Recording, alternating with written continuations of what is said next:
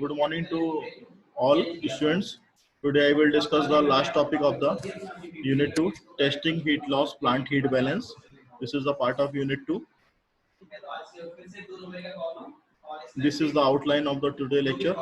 Purpose of the performance test, performance terms and the definitions, reference standards, direct method testing, losses in the boiler, boiler losses calculation, heat balance of boiler. This is the first slide, introduction.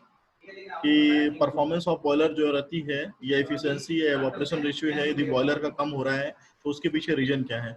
उसके पीछे बहुत सारे reasons हो सकते हैं, लेकिन यहाँ पे जो मोस्ट इंपॉर्टेंट रीजन है कि परफॉर्मेंस जो है बॉयलर की पुअर हो रही है, उसके पीछे रीजन है poor combustion, heat transfer fouling and the poor operation and maintenance and deteriorations of the fuel quality and the water quality also lead to the poor performance of boiler.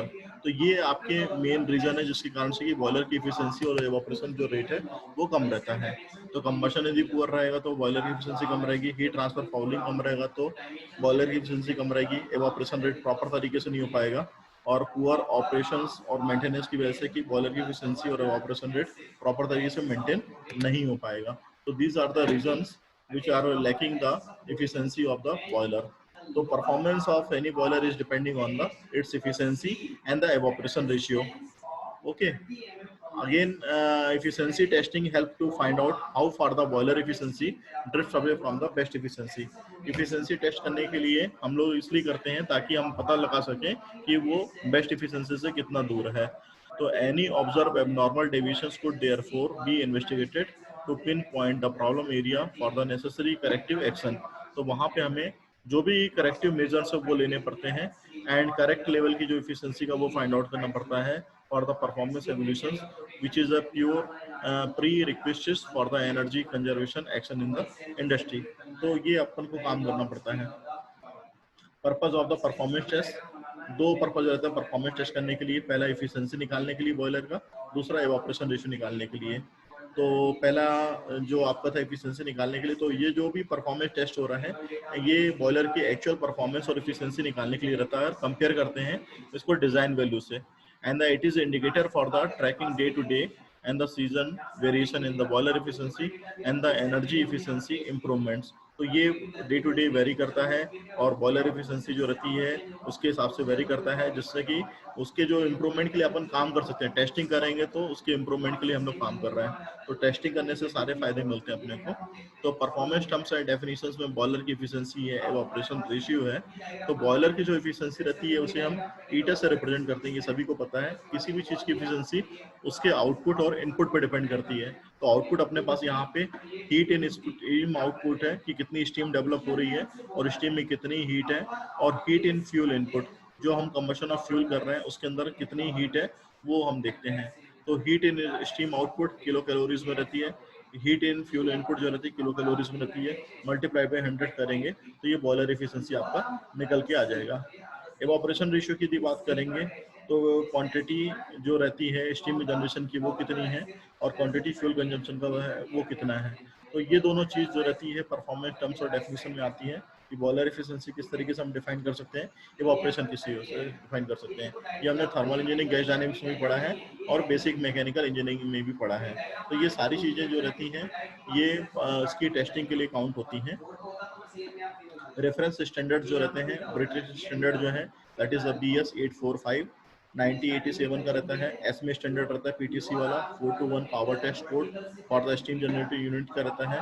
IS 8753 जो रहता है Indian standard for the boiler efficiency and the testing. ASME standard की बात करेंगे तो दो तरीके से होती है टेस्टिंग, एक डायरेक्ट मेथड से होती है, दूसरी इनडायरेक्ट मेथड से होती है। तो direct method input output method कहलाता है, जबकि इनडायरेक्ट मेथड जो रहता है वो आपका हीट लॉस मेथड कहलाता है। ये IS 8753 जो रहता है वो आपका इफिशिएंसी टेस्टिंग के लिए रहता है। तो इसमें भी दो तरह के मेथड लगाए जाते हैं, एक डायरेक्ट मेथड रहता है, दूसरा इनडायरेक्ट मेथड रहता है। तो डायरेक्ट मेथड में एनर्जी गेन होती है वर्किंग फ्लूइड की और वाटर एंड स्टीम को कंपेयर करते हैं energy content of the boiler fuel. Indirect जो मेथड रहता है where the efficiency is difference between the losses and the energy input. तो इनडायरेक्ट मेथड वहाँ पे इस्तेमाल किया जाता है जहाँ की एनर्जी का डिफरेंस रहता है एनर्जी और लॉसेस के बीच में, उसके बीच के हिसाब से काम करते हैं। डायरेक्ट मेथड टेस्टिंग में बॉयलर एफिशिएंसी जो आप देख रहे हैं यहाँ पे diagram, heat output upon heat input रहता है। तो हीट आउटपुट के रूप में आप क्या देख रहे हैं, स्टीम आपको आउटपुट के रूप में मिल रही है, जबकि इनपुट के रूप में यहाँ पे फ्यूल यहाँ पे सप्लाई हो रहा है एयर के साथ में 100% रूप में। लेकिन 100% रूप में स्टीम नहीं मिल पा रही है, तो क्या होगा, बॉयलर की एफिशिएंसी आएगी। क्योंकि इनपुट आप दे रहे हैं 100%, लेकिन आउटपुट आपको 100% नहीं मिल रहा। आउटपुट डिपेंड है कितना हमारी स्टीम जनरेट हो रही है। फ्लू गैसेस को बॉयलर से निकाल के यहाँ पे एटमॉस्फेयर में भेज दिया जाता है, और वाटर जो है सप्लाई किया था बॉयलर में, ताकि हम स्टीम का फॉर्मेशन कर सकें। तो एफिशिएंसी जो रहेगी, that is the heat addition to steam into 100 upon the gross heat in the fuel. Fuel में कितनी हीट है और कितनी हीट ऐड हो रही है स्टीम में, that is the efficiency. Or it is defined also, and it is called a steam flow rate, that is multiplied by the steam enthalpy minus of the feed water enthalpy. ये हमारा एक formula चलता है, general formula है, जो हम thermal engineering gas dynamics में पढ़ा करते थे। Upon fuel firing rate into the gross calorific value. तो gross calorific value that is the CV.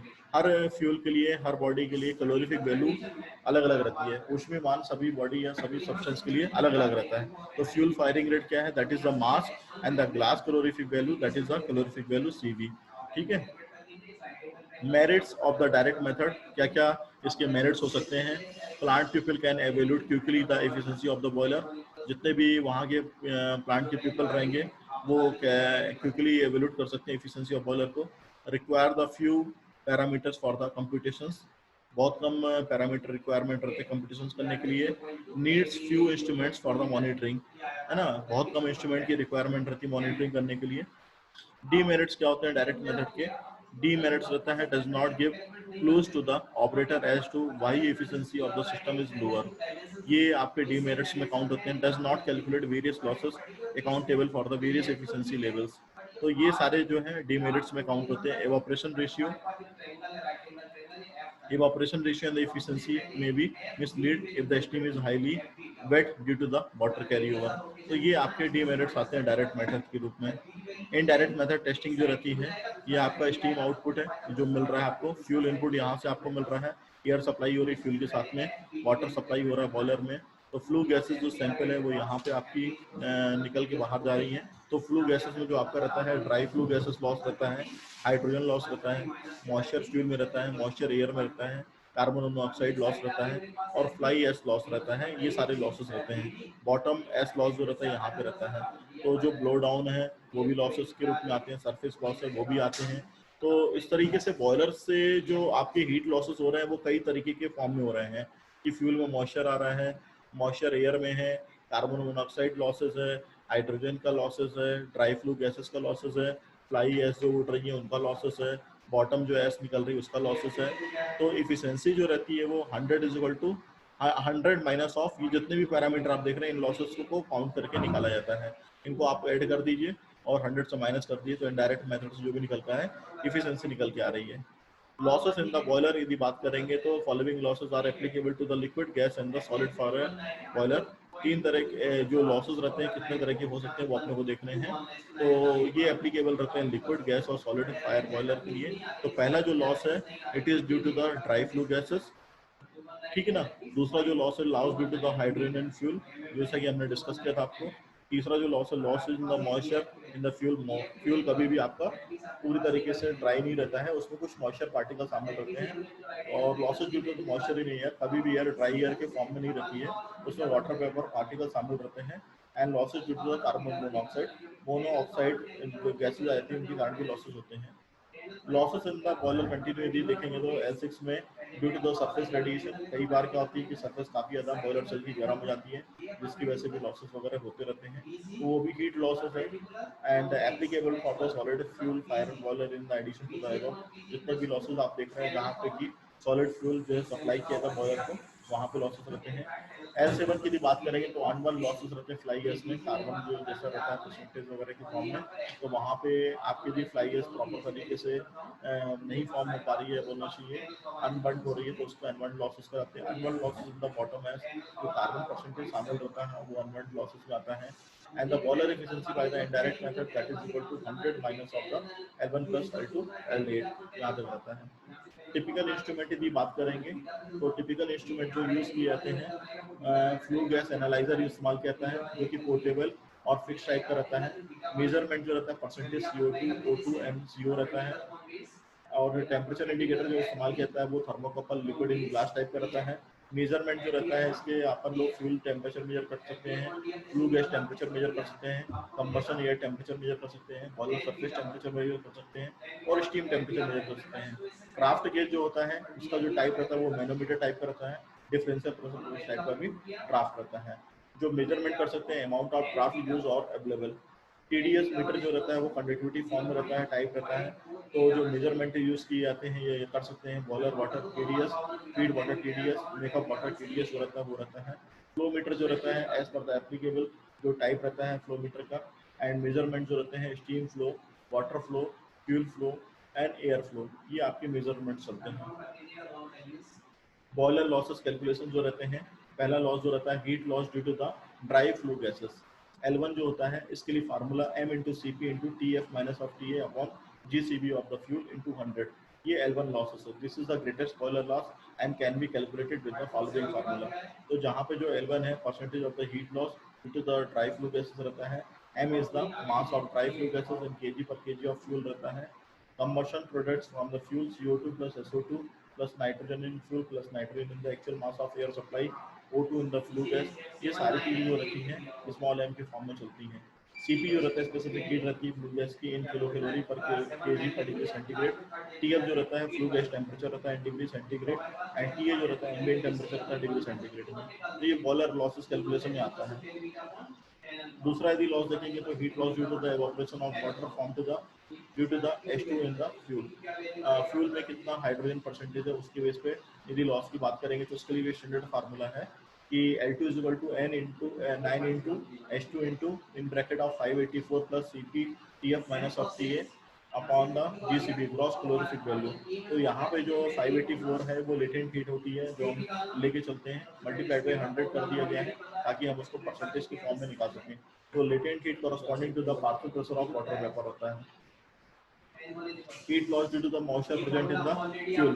तो ये मॉइस्चर प्रेजेंट जो फ्यूल में रहता है उसके कारण कितने लॉसेस हो रहे हैं। L3 is equal to mass M into 584 plus CP TF minus of TA upon GCB of fuel. तो gross calorific value of fuel जो रहती है वो अलग रहती है multiply by 100। M is equal to kg moisture in the fuel on the 1 kg basis। CP is the specific heat, TF is the flue gas temperature, T is the ambient temperature, 584 is the latent heat corresponding to the partial pressure of the water vapor।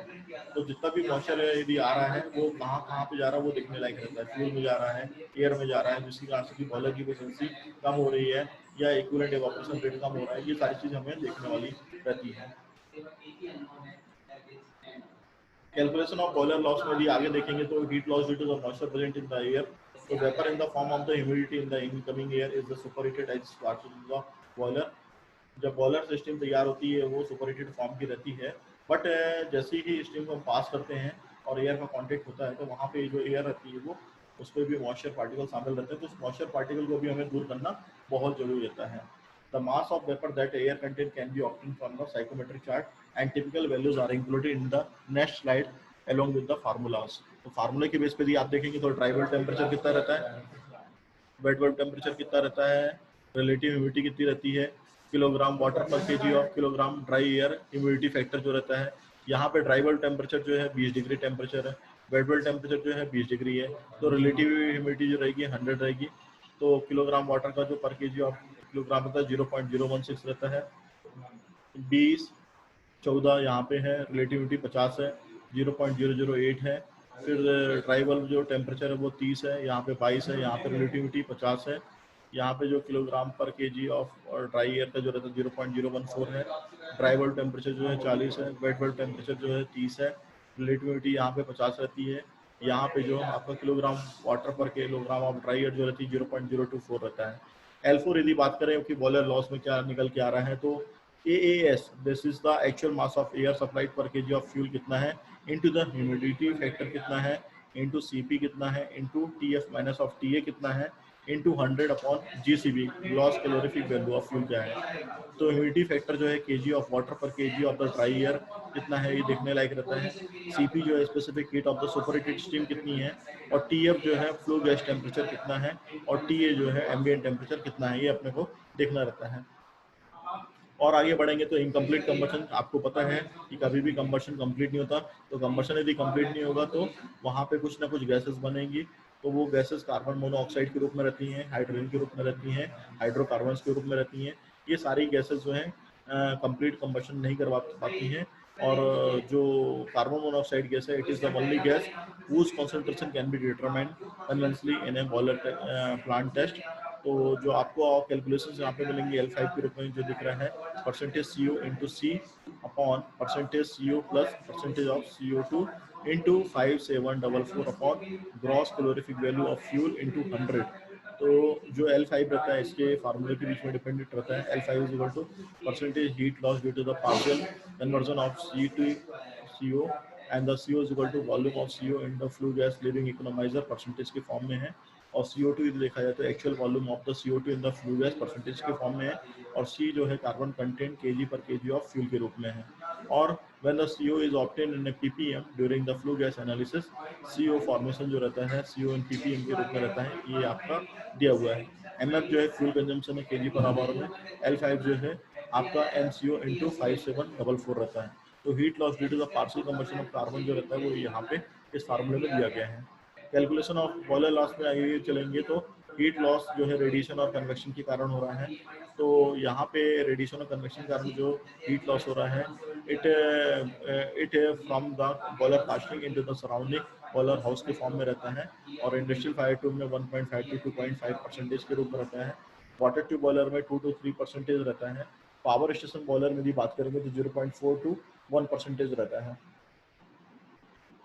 L6 जो है आपका radiation है convection कारण है, उसका formula यहाँ पे दिया हुआ है। इस फार्मूले में आपका जो है TS जो है सरफेस टेम्परेचर है, और TA जो है आपका एम्बिएंट टेम्परेचर है। और L6 जो है रेडिएशन लॉस को जो हम बता रहे हैं कि सरफेस टेम्परेचर कारण हो रहा है, इट इज़ इन वाट पर मीटर स्क्वायर। VM जो है विंड वेलोसिटी रहती है मीटर पर सेकंड में। हीट बैलेंस जो बॉयलर में है यहाँ पे इसकी सीट दी हुई यहाँ पे कि सपोज ड्राई फ्लू गैसेस से लॉस कितना हुआ, यहाँ पे लिख देंगे, उसको परसेंटेज में निकाल सकते हैं। Losses due to the hydrogen in fuel क्या है, कितना है वो निकाल सकते हैं। Losses due to the moisture in fuel कितना है वो यहाँ पे लिख सकते हैं। Losses due to the moisture in air कितना है वो लिख सकते हैं। पार्शियल कंबशन ऑफ C2CO कितना है वो लिख सकते हैं। सरफेस हीट लॉस कितना है वो यहाँ पे लिख सकते हैं। Loss due to the unburn in the fly ash कितना वो लिख सकते हैं। Loss due to the unburn in the bottom ash कितना वो लिख सकते हैं। तो जो टोटल लॉस है वो यहाँ पे आपका आ जाएगा। और जो बॉयलर एफिशिएंसी है दैट इज द 100 मतलब हीट इनपुट 100 के फॉर्म में गई थी, तो 100 यहाँ पे रहेगा। बाकी जितने भी लॉसेस यहाँ पे सपोज आपका 30 आ रहा है, 20 आ रहा है, 10 आ रहा है, 5 आ रहा है, 15 आ रहा है, इस तरीके से आपके लाइक दैट, तो 100 से माइनस कर देंगे बाकी, लेकिन सबको इनको जोड़ के, तो इन सबको जोड़ने के बाद 100 से माइनस हो जाएगा, तो हीट बैलेंस निकल जाएगा। इसकी हीट बैलेंस शीट जो इस तरीके से आप देख रहे हैं, एक एग्जाम्पल के रूप में यहाँ पे लिया गया है कि हीट एक्सपेंडिचर कितना हो रहा है। ग्रॉस हीट सप्लाई 100% के फॉर्म में थी। Heat utilise in steam generation जो थी 78 था। Heat carried away by the flue gases जो थी 12 है। Heat utilise in evaporative and the superheating the moisture fuel in the water form जो रहता है 4.750 रहता है due to the burning of hydrogen of fuel. And the heat loss by the incomplete combustion जो है 1.5 रहता है। And heat carried away by the excess जो रहता है 0.5 रहता है। Heat carried away by the carbon जो नेस रहता है वो 0.250 रहता है। Heat unaccounted for the such as radiation and error कितना रहता है वो हम देख सकते हैं। तो टोटल जो है यहाँ पे 100 का रहता है। प्लांट हीट बैलेंस जो रहता है, it is computed mass and the energy flow between the major equipment of a power plant together with the temperature and the pressure. Heat balance consist of the study relating to the quantity of heat produced in the plant and used by the different processes and devices for the utilization in the production of the useful power. And the study help in the designing optimum conditions of the steam and the water in the plant cycle. Plant heat balance also help in the economic analysis of the plant. Economic analysis करने के लिए plant heat balance किया जाता है। And this study also help in the designing optimum condition of the steam and water के रूप में भी रहता है। हीट बैलेंस जो रहता है मेनली जो कॉन्सिस्ट रहता है, it is related to the quantity of the heat produce in the plant and the use by the different processes. It leads to the assessment of the power generated by the plant and the quantity of the heat supplied to it, from which the expected thermal of the coal to kilowatt efficiency can be calculated. Now, by knowing the power consumption by the auxiliary device, overall efficiency of the power plant can be determined. It can be obtained by the applying the general energy equation to simple Rankine cycle, which indicate the elementary combination of the steam power plant components.